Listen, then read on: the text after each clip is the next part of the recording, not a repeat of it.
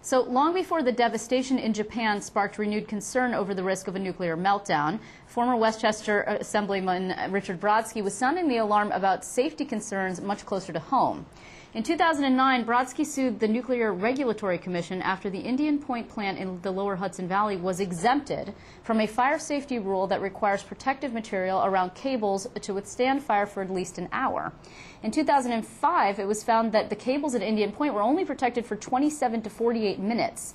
And then just yesterday, a federal judge upheld that exemption, saying that additional fire safety provisions in place at the plant are more than enough to compensate. Meanwhile, as we reported earlier, a new report finds Indian Point is home to the nuclear reactor that is most vulnerable to core damage from an earthquake in the entire U.S. Richard Brodsky is joining me now from New York City to discuss his concerns. Thank you very much for your time tonight. Nice to be with you. Let us start with this case regarding the fire material around the cables. You actually argued it yourself. You brought the case and you argued it. You obviously don't agree with the outcome, but exactly how dangerous a decision is this in your opinion? Well, it's terribly dangerous, not just because of the fire danger at Indian Point, because it's again proof that the NRC doesn't regulate. The NRC is to nuclear power today what the SEC was to Wall Street 3 years ago. We had a financial meltdown there. We threw $1 trillion at it. It sort of went away. You can't throw enough money at a real meltdown at a place like Indian Point. The dangers are small. It is not likely we're going to have a meltdown at Indian Point. But the consequences are so huge that you would hope that a regulatory body would actually regulate in the interest of public health and safety. The NRC doesn't do that. You know, there have been calls for the closure of this particular plant for a while. I mean, even Governor Cuomo says that he would like to see the plant closed. The problem is that 30% of the energy for the New York City and Westchester area is generated by this plant. So until you come up with an idea, you don't agree? That's just not true, Liz. Okay. That's just not the way it is. The electricity is fungible. True. And if we have enough electricity today to replace the plant. But Richard, we also could do it more cheaply. Okay, we Put do. that aside. Hold on, we do. But you can't get the problem is the bottleneck. It's the transmission. We've got a lot of energy upstate. You just can't get it to New York City is the problem. Look, I don't want to turn into an engineering wonk on this show. Let's just say I don't accept the factual premise. And I also don't think that whether you're for nuclear power or against it should matter when it comes to whether the NRC is doing its job. Pro-nuclear power people should be the most outspoken about the need for a consistent and credible regulatory presence from the NRC. We don't have that. This case is proof of it, and it is not likely to get better until the President and the Congress and national and state leaders demand a fair, balanced, credible, professional look at the health and safety problems at Indian Point and other nuclear plants. So that's interesting. Do you think then that it's not responsible for the Obama administration to be pushing for $54 billion worth of U.S. loan guarantees for nuclear energy if, in fact, the NRC oversight is not beefed up?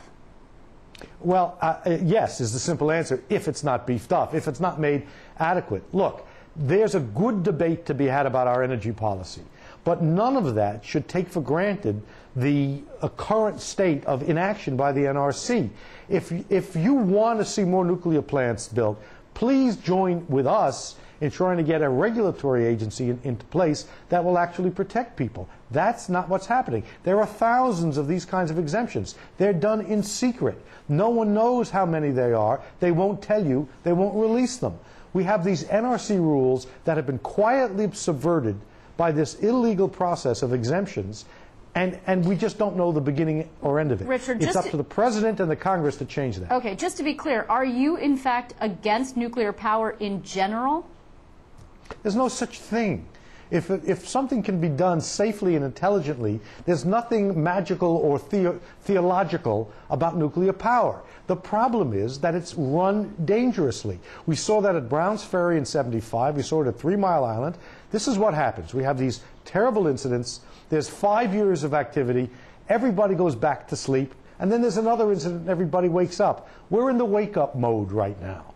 The way to handle this is for there to be a serious, long-term legal and policy look at what it's going to take to regulate these plants safely. But you don't agree, Richard, that nuclear power is in fact actually slightly more dangerous than perhaps your average coal-fired power plant? I mean, if you're talking about radiation sickness, that people could be poisoned and get ill and die, major environmental hazards. It's the way not it's run exactly now, the same. the way it's run now, it's infinitely more dangerous.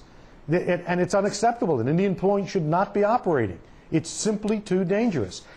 Can you conceive of a system where it would be adequately regulated, there would be adequate safety? The answer is sure. You can, okay. But that hasn't happened. That hasn't happened. This should not turn into an ideological fight. Whether you're pro-nuke or anti-nuke, you need a credible regulator. The NRC is not that regulator. Okay, so tell me then, in light, now that you've got the moment, in light of the fact that people are in fact paying attention because of what's going on in Japan, you've got the 5-year window or however long it might be opened here. What are you going to do to push it open even wider and actually get your point across? Well, I'm going to make sure that the President and the Congress can never say that no one told them that the NRC was going through this horrendous exemption process thousands and thousands of times. I'm going to send copies of the complaint, copies of the decision to the President, to the Congress, to state and local leaders, because in the end, once people understand the truth about how the NRC operates, they're going to demand change. We fell asleep as a nation after a period of time after 3 Mile Island. We're awake now. This is an opportunity to actually do something to protect people from these horrendous consequences. Okay, as small as they are, they're horrendous. In the meantime, however, as long as it might take, do you believe that it might be appropriate to put a moratorium, perhaps, on new nuclear plants? I mean, there are people in this state who are pushing for a nuclear plant there to be built. There, for example, Congressman Gibson thinks that there should be one in the 20th congressional district. Yeah, I think these plants should not continue to operate dangerously as they do now. I think there should not be new ones until we have a way to assure safety. Even Indian Point, there's a proceeding currently underway to relicense it for another 20 years. Right. The NRC in that proceeding says we will not apply the current safety standards to that plant because it couldn't pass them.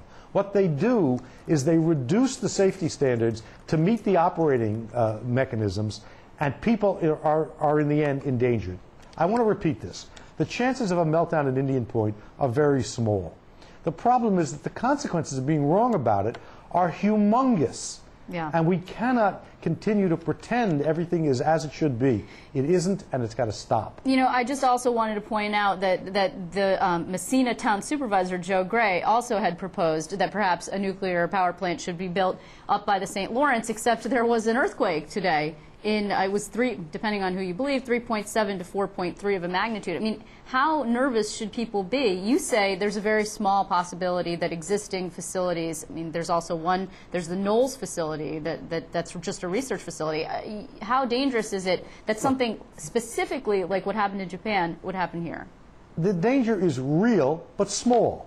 What we can't afford to do is to get hysterical about the risks that are there. They're real, they're measurable, they're in some ways unfixable, in other ways they're fixable. Indian Point was sited on the Ramapo Fault.